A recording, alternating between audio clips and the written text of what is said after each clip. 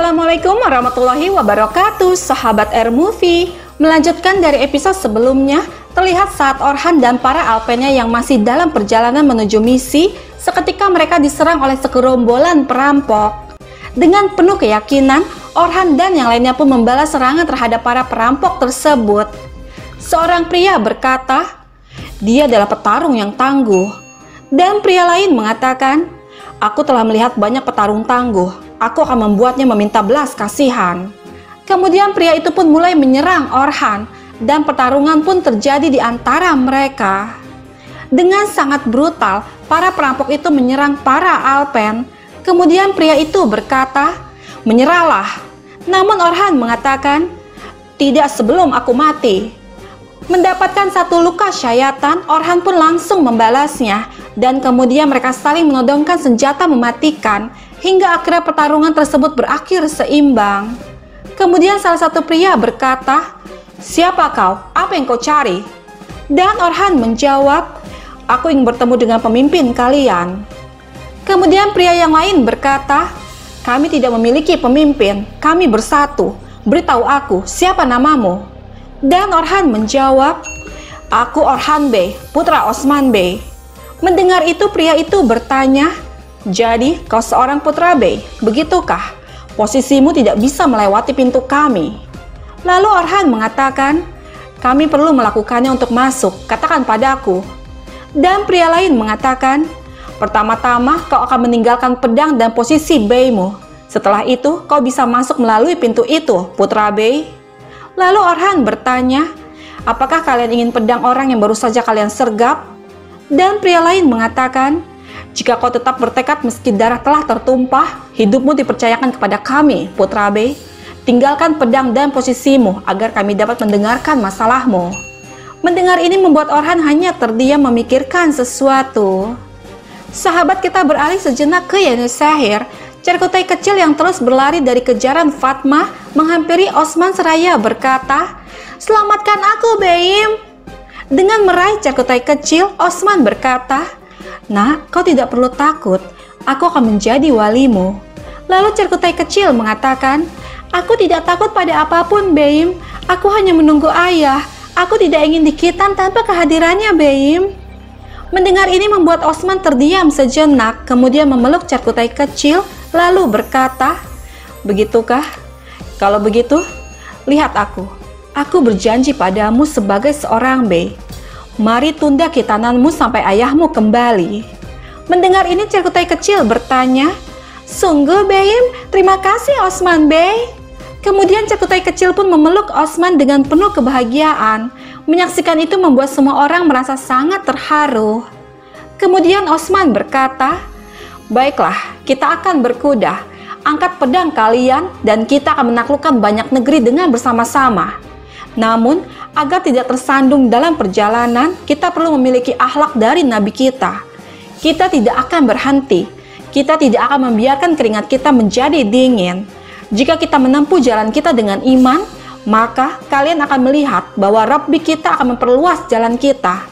Sekarang, beritahu aku, maukah kalian berjalan bersamaku? Dan mereka semua menjawab, ya Beim. Lalu Osman mengatakan, Masya Allah, Masya Allah. Terima kasih kepada Rabbiku yang telah menjadikanku Bey dari orang-orang seperti kalian. Kemudian mereka berkata, semoga Allah menjadikanmu Bey seluruh umat. Semoga Allah menjagamu tetap bersama kami. Panjang umur Osman Bey, panjang umur Osman Bey. Lalu Osman mengatakan, hei Masya Allah, mari kita mulai perayaannya. Kemudian mereka pun mulai menyantap hidangan tersebut dengan diiringi lantunan musik yang indah yang dimainkan oleh Boran dengan memuji keagungan Allah. Mendengar syair itu, Osman berkata, hei Masya Allah, betapa berartinya hal ini. Terima kasih kepada Allah yang telah mengizinkan kita mendengarkan syair ini. Kita telah mendengar banyak lagu, tapi tidak satupun yang seperti ini. Boran, beritahu aku siapa yang mengucapkan kata-kata yang menyentuh hati kami ini. Dan Boran menjawab, tidak ada yang mendengar suaranya ataupun melihat wajahnya Beim. Mereka memanggilnya Asyik Yunus, salah satu pengikut Tabtuk Emre. Lalu Osman mengatakan, Hei, Masya Allah. Dia mengucapkan kata-kata yang keluar dari hatinya. Masya Allah. Yunus Emre yang sedari tadi berada di sana memutuskan untuk pergi tanpa diketahui oleh siapapun. Dia berkata di dalam hatinya, ketenaran adalah bencana. Ketenaran adalah bencana, dan benar adanya. Di samping itu, Bayindir menghampiri Osman seraya berkata, Beim, ada seorang pedagang yang ingin bertemu denganmu. Sahabat kita beralih ke Orhan. Para perampok itu membawanya ke sarang mereka dengan salah satu pria berkata, ayo pergi sebelum kita mati, sebelum belati kafir mencapai kita, sebelum seorang gadis jatuh cinta pada kita. Pukul, tanpa spanduk, pukul itu. Banerles tidak menunjukkan belas kasihan di medan pertempuran. Tidak ada yang lebih berani darinya. Ketika pedang Ara dicabut, medannya adalah neraka.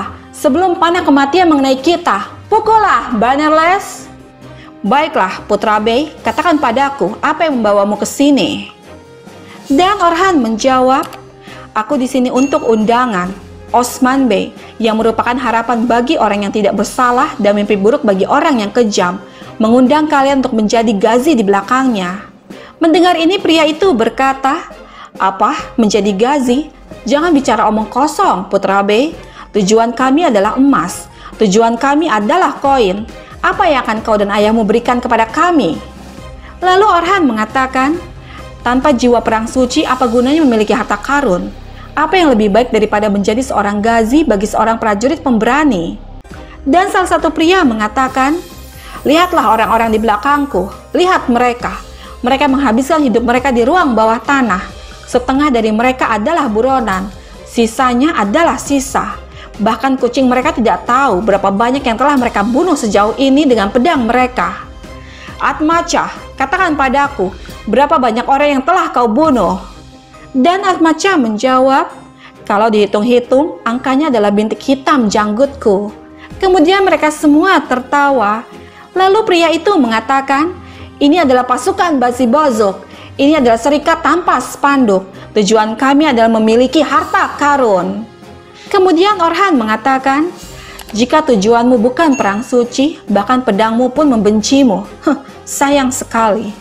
Menyaksikan itu, Gurgodan mengatakan, lihatlah anak ini. Ayahnya memberinya pasukan Alpen dan kuda, serta memberinya pedang, dan dia membenci yang tidak memiliki spanduk. Lalu Temir Boza mengatakan, aku menumpahkan darahku untuk apa yang aku miliki. Penderitaan apa yang kau alami, Putra Bey? Dan Orhan mengatakan, menurutmu, aku dilahirkan untuk berada di istana. Aku dibesarkan di atas kuda, di medan perang. Jika kau ingin mengujiku, tunjukkan padaku di lapangan. Mendengar suara trompet, Temir Boza mengatakan, kau adalah pria yang beruntung, Orhan Bey. Karavan adalah jangkauan kami. Lalu Atmaca mengatakan, ayo, tunjukkan bakatmu. Kemudian mereka pun pergi dari sana menuju sumber suara tersebut. Sementara itu, di Yenisehir, seorang pria berkata kepada Osman, Osman Bey, aku tidak tahu harus bilang apa. Cerkutai, orangmu yang sudah lama hilang, aku tahu di mana dia berada. Lalu Osman mengatakan, Cerkutai hilang sejak Isnik. Jika kau berbohong, aku akan memotong lidahmu. Dengan gugup pria itu mengatakan, aku berkata sejujurnya padamu, Osman Bey. Dan saat dia hendak mengeluarkan sesuatu, seketika Boran menahannya, yang ternyata itu adalah jimat milik Cerkutai. Kemudian Osman berkata, mulai sekarang, pilihlah kata-katamu dengan bijak. Lalu pria itu mengatakan, Osman Bey, aku berdagang dengan Lefke. Aku mendengar bahwa orang Turki ditangkap di Lefke dari salah satu komandan. Mereka menyiksanya, mereka mencoba membuatnya bicara, tapi dia terus mengatakan hal yang sama. Aku akan memotongmu menjadi beberapa bagian dengan pedang gandaku. Suatu hari, dia menggigit salah satu telinga komandan ketika mereka menyiksanya. Mereka menikam jantungnya, tetapi dia tidak mati. Mendengar ini, Osman mengatakan, ya, jiwa prajurit pemberaniku sangat kuat. Cerkutai, itu Cerkutai. Lalu Boran mengatakan, Beim, izinkan aku pergi dan mengambil saudaraku. Namun Osman mengatakan, tunggu, kita lihat apa ini selanjutnya. Kemudian pria itu mengatakan, aku mendapatkannya dari seorang pedagang. Dia bilang ini milik Cerkutai. Lalu Osman mengatakan, Kita akan menyelamatkan Cerkutai. Aku tidak akan meninggalkan prajurit pemberaniku di sana. Jika tidak, aku akan menghancurkan Levke saat mereka berada di dalamnya.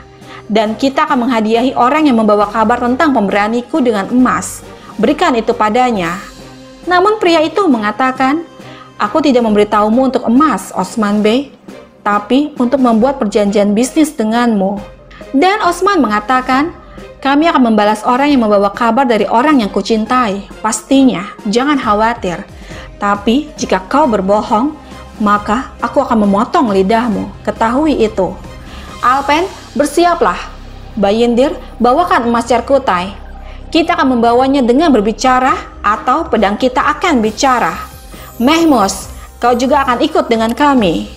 Kemudian mereka pun bersiap untuk keberangkatan menyelamatkan Cerkutai.